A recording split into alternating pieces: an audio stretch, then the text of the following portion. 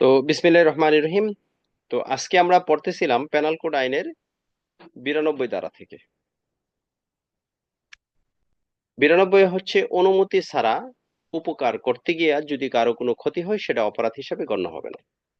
যেমন একটা উদাহরণ আমি দিয়েছিলাম যে সুন্দরবনে কেউ বেড়াইতে গেছে, এখন বাঘ পিছন থেকে আক্রমণ করছে, এখন ফরেস্ট অফিসার ওই লোকটাকে বাঁচানোর জন্য বাঘের শরীরে গুলি করছে, কিন্তু আনফরচুনেটলি গুলিটা ওই ভিকটিমের শরীরে গিয়ে লাগছে। এই ক্ষেত্রে ফরেস্টের অপরাধ কি? এই ক্ষেত্রে ফরেস্টের কোনো অপরাধ হবে না, কারণ সে বাঘের থেকে বাঁচানোর জন্য বাঘকে গুলি করছিল। অর্থাৎ এই ক্ষেত্রে তো ওই লোকটার অনুমতি নেওয়ার কোনো সুযোগ নাই, বা অনুমতি নিয়ে তো গুলি করার কোনো প্রশ্ন আসে না। তো এখানে 92 দ্বারাই বলছে যে অনুমতি ব্যতীত কোনো ব্যক্তির উপকার করতে গিয়া যদি ক্ষতি হয়ে যায় সেই ক্ষেত্রে অপরাধ হিসেবে গণ্য হবে না। 93 হচ্ছে সরল বিশ্বাসে যোগাযোগ।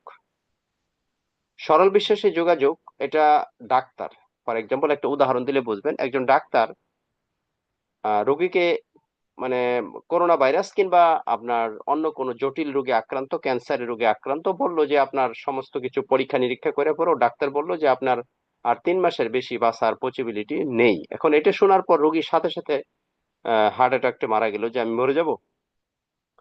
এই ক্ষেত্রে ডাক্তারের কি অপরাধ? কি এই ক্ষেত্রে ডাক্তারের কোনো অপরাধ হবে না, কারণ ডাক্তার তার করুণ পরিণতি সম্পর্কে অবগত করছে। এই ক্ষেত্রে কিন্তু ডাক্তারের কোনো অপরাধ হবে না। এটা দ্বারা কত? দ্বারা হচ্ছে 93, অর্থাৎ সরল বিশ্বাসে যোগাযোগ আইনের ভাষায় এটা বলা হয়। 94 হচ্ছে তাৎক্ষণিক মৃত্যু বা আঘাতের ভয় দেখিয়া কোনো কাজ করাইলে এটা অপরাধ হবে না। যেমন মনে করেন যে রাত 8টার সময় মসজিদের ইমাম সাহেব নামাজ পড়ে বাড়িছে, একদল ডাকাত সশস্ত্র অবস্থায় মসজিদ ইমাম সাহেবরে বলল যে আপনি বলেন চেয়ারম্যানের বা মেম্বারের বাড়ি কোথায়, কারণ মেম্বার চেয়ারম্যান সাধারণত একটু অবস্থাশালী থাকে গ্রামের মধ্যে, স্বাভাবিকভাবে ম্যাক্সিমাম এটি দেখা যায়। তো ইমাম সাহেবের ভয়ে তারপর মেম্বারের বাড়ি দেখায় দিল, ডাকাতরা ডাকাতি করলো। পরের দিন যখন মামলা হইলো যে বাড়ি কারা দেখাই দিছে যে ডাকাতদের সহযোগিতা করছে ইমাম সাহেব তার বিরুদ্ধে, তখন এই ক্ষেত্রে এখন ইমাম সাহেবের কি অপরাধ হবে? হবে না, কারণ ইমাম সাহেব ডাকাতদের ভয়ে, ডাকাতরা ভয় দিছে যে বাড়ি না খায় দে আপনাকে মেরে ফেলবো, তোকে মেরে ফেলবো, ইমাম সাহেবরা বললো। তখন এই ক্ষেত্রে ইমাম বাড়ি দেখায় দিছে, এই ক্ষেত্রে ইমাম সাহেবের কোনো অপরাধ হিসেবে গণ্য হবে না, কারণ সে আঘাতের ভয় বা মৃত্যুর ভয়ে এই কাজটা করছে। তাহলে আমরা আজকে পড়লাম 92 হচ্ছে অনুমতি ছাড়া উপকার করলে কোনো অপরাধ হবে না। 93 হচ্ছে সরল বিশ্বাসে যোগাযোগ। 94 হচ্ছে তাৎক্ষণিক মৃত্যু বা আঘাতের ভয় দেখিয়ে কোনো কাজ করলে অপরাধ হবে না। 95 হচ্ছে সামান্য ক্ষতিকারক কার্য। তাহলে সামান্য ক্ষতিকারক কার্য সেটা অপরাধ হিসাবে গণ্য হবে না। সামান্য ক্ষতিকারক কার্য আমরা উদাহরণ হিসাবে বলতে পারি, যেমন কোনো ব্যক্তি কোনো একটা গাছ থেকে রাস্তা দিয়ে যাচ্ছে, এখন উপরে আম গাছ, আম গাছে ডিল মারছে, ডিল মেরে একটা আম পাড়ে খাইছে, এটা অপরাধ হিসেবে গণ্য হবে না। দেখতো তারও কারো বাড়ির আঙ্গিনায় গোলাপ ফুল, গোলাপ ফুল ফুটে রয়েছে, একটা গোলাপ ফুল পকেটে নিয়ে চলে আসছে, তো এটা অপরাধ হিসেবে গণ্য হবে না, সামান্য ক্ষতিকারক কার্য। কিন্তু পেনাল কোড আইনে এটা বলছে, কিন্তু ইসলামিক দিক দিয়ে কিন্তু এটা আবার করা যাবে না, ইসলামে আবার নিষেধ আছে। তো এটা সামান্য ক্ষতিকারক কার্য। ফর এক্সাম্পল আমরা আরো উদাহরণ দিতে পারি, আপনি ডিউটি করে আসতেছেন, আসার সময় রাস্তার মধ্যে কসাই বাজার মোড়ে বা রেলগেটের মধ্যে একটা টাকার নোট পড়ে রয়েছে, টাকার নোট পকেটে পড়ে আর বাসায় চলে আসছেন। এখন এই ক্ষেত্রেও আপনার অপরাধ হবে না। কিন্তু আবার যদি একটা স্বর্ণের চেন পরে থাকে, পকেটে করে রাস্তায় নিয়ে আসলেন, তাইলে কিন্তু আবার অপরাধ হবে, তখন 403 আবার চলে যাবে। তো এটা সামান্য ক্ষতিকারক যেটা, সেটা অপরাধ হিসেবে গণ্য হবে না। দ্বারা কত? দ্বারা হচ্ছে 95। ও এবার আসে 96 হচ্ছে আত্মরক্ষার ব্যক্তিগত অধিকার। 96 97 দুটোই নিজের জানমাল, অপরের জানমাল, সরকারি সম্পত্তি ক্ষতির হাত থেকে রক্ষা করার জন্য যে অধিকার প্রয়োগ করা হয় সেটা হচ্ছে আত্মরক্ষার। তো আপনি যদি 96 এবং 97 যদি আলাদা আলাদা পড়েন, আলাদা আলাদাও পড়া যাবে। এখানে বলছে আত্মরক্ষার অধিকার বলতে কি বোঝেন? নিজের জান অপরের জান, সরকারি সম্পত্তি রক্ষার জন্য যে অধিকার প্রয়োগ করা হয় সেই আত্মরক্ষার প্রতি ব্যক্তিগত অধিকার। আবার 97 আর একটা বলছে যে নিজের জানমাল, অপরের জানমাল, সরকারি সম্পত্তি ক্ষতির হাত থেকে 99 ধারার ব্যতিক্রম সাপেক্ষে যে অধিকার প্রয়োগ করা হয় তাকে আত্মরক্ষার ব্যক্তিগত অধিকার বলা হয়। কিন্তু 96 ওই কথাটা বলে নাই যে 99 ধারার ব্যতিক্রম, কিন্তু 97 আবার 99 ধারার ব্যতিক্রম কথা বলছে। যাই হোক, এটা আলাদা আলাদা পড়তে গেলে আপনার প্যাচ বাজে যাবে, দরকার নাই, আপনি দুইটা একসাথে পড়বেন। যে পরীক্ষার মধ্যে যদি আসে যে আত্মরক্ষার ব্যক্তিগত অধিকার বলতে কি বুঝেন, দ্বারা আপনি 96 97 দিবেন, যে ধারার ব্যতিক্রম সাপেক্ষে নিজের জানমাল, অপরের জানমাল, সরকারি সম্পত্তি ক্ষতির হাত থেকে রক্ষার জন্য যে অধিকার প্রয়োগ করা হয় তাকে আত্মরক্ষার ব্যক্তিগত অধিকার বলা হয়। আশা করি বিষয়টা বুঝতে পারছেন। ধারা দিবেন 96 এবং 97। 98 হচ্ছে শিশু বা পাগলের ক্ষেত্রেও আত্মরক্ষার ব্যক্তিগত অধিকার প্রয়োগ করতে পারবেন। একজন শিশু বা একজন পাগল যদি আপনাকে মারার জন্য, পাগল তো অনেক কিছুই করে, শিশুরাও তো অনেক কিছু পাগলের মতো অনেক কিছু করে, মারার জন্য আপনাকে মনে করেন ছোরা নিয়ে আসতেছে, আপনি দেখতেছেন যে আপনার বুকে আঘাত করবে, আপনাকে মাইরে ফেলবে, একজন পাগল বা একজন শিশু এরকম করতে পারে। তো এই ক্ষেত্রে আপনি তাকে, তার বিরুদ্ধেও আপনি আত্মরক্ষার ব্যক্তিগত অধিকার প্রয়োগ করতে পারবেন। এটা বলছে 98। ওই পাগলকে, ওই শিশুর বিরুদ্ধে আপনি শিশুরে মারতে পারবেন, পাগলকেও মারতে পারবেন। এটা হচ্ছে 98। ক্লিয়ার বিষয়টা? আচ্ছা, এবার আসেন 99। যে সমস্ত ক্ষেত্রে আত্মরক্ষার ব্যক্তিগত অধিকার প্রয়োগ করা যাবে না। এখন আত্মরক্ষার ব্যক্তিগত অধিকার প্রয়োগ করা যাবে না কোনটি, কোন ক্ষেত্রে, বা আত্মরক্ষার ব্যক্তিগত অধিকার পূর্ব শর্ত, বিভিন্ন ভাবে প্রশ্ন আসতে পারে যে আত্মরক্ষার ব্যক্তিগত অধিকার পূর্ব শর্ত কি, তখন এই 99 ধারাটা দিতে হবে। অথবা কোন ক্ষেত্রে আত্মরক্ষার ব্যক্তিগত অধিকার প্রয়োগ করা যাবে না, এই ক্ষেত্রে 99 ধারা দিতে হবে। তাহলে আত্মরক্ষার ব্যক্তিগত অধিকার প্রয়োগ করা যাবে না 99 এর 1, 2, 3, 4। 99 এর একে বলছে, 1, 1, 2, 3, 4, এটা এইভাবে শিখে ফেলবেন। বইয়ের মধ্যে একটু পেঁচাই গুছে অনেক কথা টথা বলছে, এইভাবে তো মনে থাকবে না। আমি যেটা বলি একদম সহজ করে এইভাবে শিখে ফেলবেন। 99 এর একে বলছে আত্মরক্ষার জন্য যতটুকু বল প্রয়োগ করা দরকার ততটুকু করতে হবে। এটা হচ্ছে 99 এর 1। 99 এর 2 হচ্ছে আত্মরক্ষার জন্য যতটুকু ক্ষতি করার দরকার ততটুকু করতে হবে। এটা হচ্ছে 99-2। 99 এর 3 বলছে সরকারি কর্মচারীর কোনো কাজের বিরুদ্ধে আত্মরক্ষার ব্যক্তিগত অধিকার প্রয়োগ করবে না, করা যাবে না যদি না মৃত্যু বা আঘাতের ভয় থাকে। আর 99-4 বলছে সরকারি কর্মচারীর কাছে আশ্রয় লাভের সুযোগ থাকলে সেই ক্ষেত্রে আত্মরক্ষার ব্যক্তিগত অধিকার প্রয়োগ করা যাবে না। তাইলে এই 99 হচ্ছে 4টা পয়েন্ট বা 4টা ক্ষেত্র। এই 4টা পয়েন্ট কিন্তু মুখস্থ করে নেবেন, এগুলি কিন্তু প্রশ্নের মধ্যে বারবার আসবে। আর এই আত্মরক্ষা থেকে প্রশ্ন কিন্তু ঘুরাইয়া ফিরিয়া বিভিন্ন ভাবে প্রশ্ন আসে অ্যাঙ্গেলে। আত্মরক্ষার ব্যক্তিগত অধিকার কাকে বলে, কোন ক্ষেত্রে আত্মরক্ষার ব্যক্তিগত অধিকার প্রয়োগ করা যায়, আত্মরক্ষার ব্যক্তিগত অধিকার কোন ক্ষেত্রে যায় না, আত্মরক্ষার ব্যক্তিগত অধিকারের সীমা আলোচনা করুন, আত্মরক্ষার ব্যক্তিগত অধিকারের পূর্ব শর্ত আলোচনা করুন, শরীর ও সম্পত্তি সম্পর্কিত আত্মরক্ষার অধিকার সমূহ আলোচনা করুন। বিভিন্ন ধরনের প্রশ্ন আত্মরক্ষা থেকে আসে কোনো না কোনো ভাবে অ্যাঙ্গেলে। তো এগুলি আমরা শিখবো।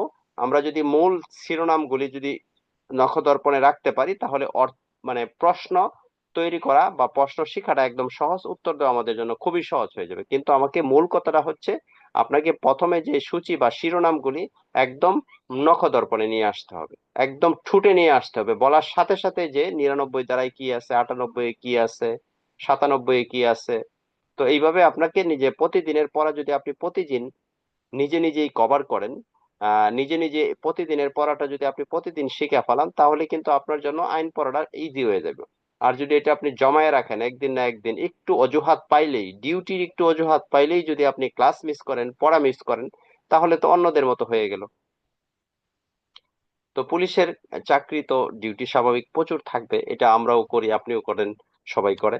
তো এটা তো এটা মাইনেই কিন্তু আমাদের লেখা। এই জন্য কি আপনাকে পরীক্ষার প্রশ্ন কি আপনাকে সহজ করবে যে ও তো ডিউটি করে পুলিশের লোক, তো ওর এক প্রশ্ন খুব সহজ দিয়ে দিই, তাহলে তো সবাই একরকমই লিখবো।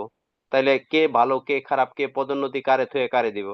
পদোন্নতির ক্ষেত্রটা তো আপনার এখানে পরীক্ষা দেয় 20 থেকে 30 হাজার কনস্টেবল, এএসআই রে দেব 10 থেকে 12 হাজার সাব ইন্সপেক্টর হওয়ার জন্য, সেখানে হবে মাত্র 200 বা 250। তাহলে 10,000 ভিতরে 200, ওইখানে 25,000-এর ভিতরে 400 বা 300। তো এটাকে এইখানে তো আপনার ক্ষেত্রটা তো কম, মানে প্রমোশনের ক্ষেত্রটা কম, কিন্তু প্রতিযোগিতা বেশি। এই জন্য এই প্রতিযোগিতায় টিকে থাকতে হলে আপনাকে তো একটু কষ্ট করতে হবে অন্যদের তুলনায়। তো অন্যদের সাথে তুলনা দিয়া যদি আপনি শুয়ে থাকেন যে ডিউটি করে আসছে এখন আমি ঘুমাবো, ঠিক আছে ঘুমানো তো নিষেধ নাই, কিন্তু আপনি যদি না পড়েন বা দেখা যাচ্ছে যে ডিউটি করে আসছে ঠিক আছে, ব্যারাকে শুয়ে মোবাইল টিপতেছে রাতে 12টা পর্যন্ত, তাইলে কেউ আপনি যদি ডিউটি করে আসার সাথে সাথে ঘুমায় যেতেন, ঠিক আছে বুঝলাম, তাহলে সাথে সাথে ঘুমায় যেতেছে, শেষ রাতে উঠে পড়বে। কিন্তু তা তো করে না, রাত্রে 12টা 1টা পর্যন্ত মোবাইল টিপে পরে ঘুমা, পরে আবার সকালে ডিউটি যায়। তাইলে তো এটা তো বিষয়টা মানে দৃষ্টিগোচর। তাইলে তো আপনার কেরিয়ারটা ডেভেলপ তাইলে তো হবে না। আপনি যদি ডিউটি করে আসেন 1 ঘন্টা 1.5 ঘন্টা পরে সাথে সাথে ঘুমায় যান, তাইলে তো আপনার কেরিয়ারটা মানে ডেভেলপ হবে। তো আমরা পড়তেছিলাম পেনাল কোড আইনের 99 ধারার আত্মরক্ষার ব্যক্তিগত অধিকার প্রয়োগ করা যায় না কোন ক্ষেত্রে। এখানে 4টে ক্ষেত্র পড়লাম। আত্মরক্ষার জন্য যতটুকু বল প্রয়োগ করা দরকার ততটুকু করা যাবে, এটা হচ্ছে 99-1। যতটুকু ক্ষতি করার জন্য দরকার ততটুকু ক্ষতি করা যাবে।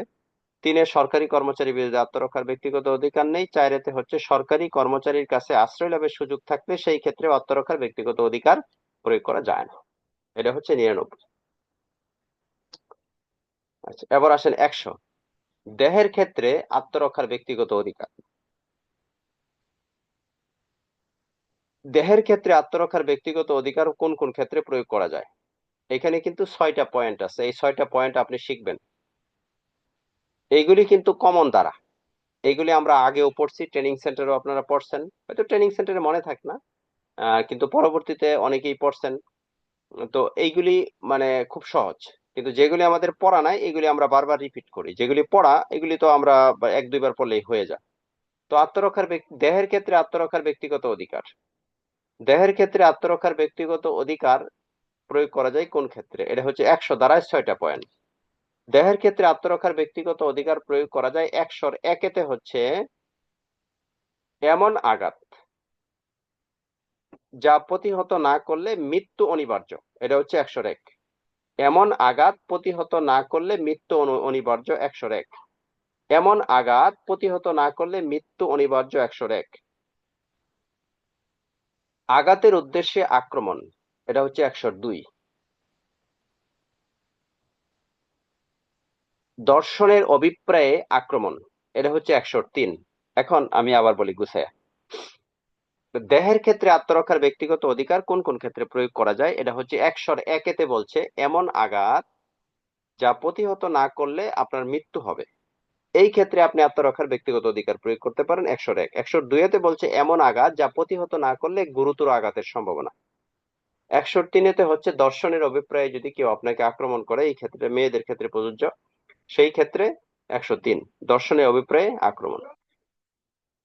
আর 104-তে বলছে অস্বাভাবিক কামনা লালসা চরিতার্থ করার জন্য আক্রমণ, যেটাকে আমরা বলৎকার বলি।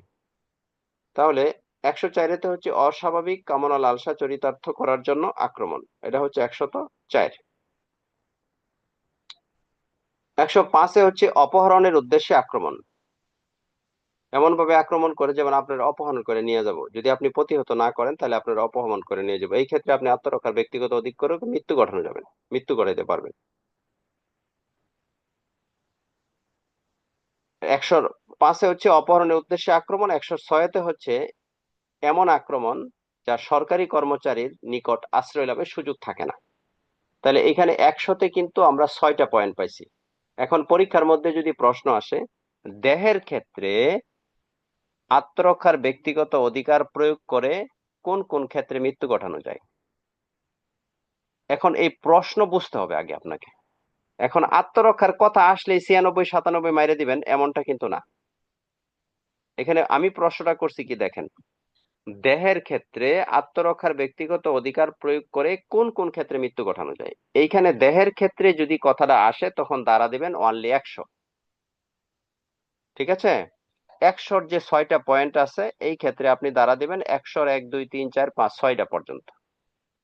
আর যদি প্রশ্ন আসে যে কোন কোন ক্ষেত্রে আত্মরক্ষার ব্যক্তিগত অধিকার প্রয়োগ করা যায়, এই ক্ষেত্রে আপনি দ্বারা 98 দিবেন, 100 দিবেন, 100 আপনার 3 দিবেন, তারপর 106 দিবেন। তো এই ধারাগুলি দিবেন। কিন্তু এটা আমরা পড়াবো, সামনে বলে দিব কোন কোন ধারাগুলি কিভাবে প্রশ্ন আসতে পারে, কোন অ্যাঙ্গেলে প্রশ্ন আসতে পারে, সবগুলি অ্যাঙ্গেলে আমি বলে দিব এবং প্রশ্নগুলি তৈরি করাও আছে। তো আত্মরক্ষা থেকে কিন্তু প্রশ্ন ঘুরে ফিরে কোনো না প্রায়ই দেয় আমি দেখি। তাহলে আত্মরক্ষার ব্যক্তিগত অধিকার প্রয়োগ করা যায় না হচ্ছে 96। আর 100-তে হচ্ছে দেহের ক্ষেত্রে আত্মরক্ষার ব্যক্তিগত অধিকার প্রয়োগ করে মৃত্যু ঘটানো যায়। এখানে 6টা পয়েন্ট আছে, 6টা পয়েন্ট অবশ্যই সুন্দরভাবে মুখস্থ করে নিবেন। তো আজকের পড়া আমাদের শুরু হয়েছিল 92 ধারা থেকে। অনুমতি ছাড়া উপকার করতে গিয়ে ক্ষতি করলে অপরাধ হবে না। 93 হচ্ছে সরল বিশ্বাসে যোগাযোগ, যেমন ডাক্তার রোগীকে বললো, একটু আগে উদাহরণ দিছি।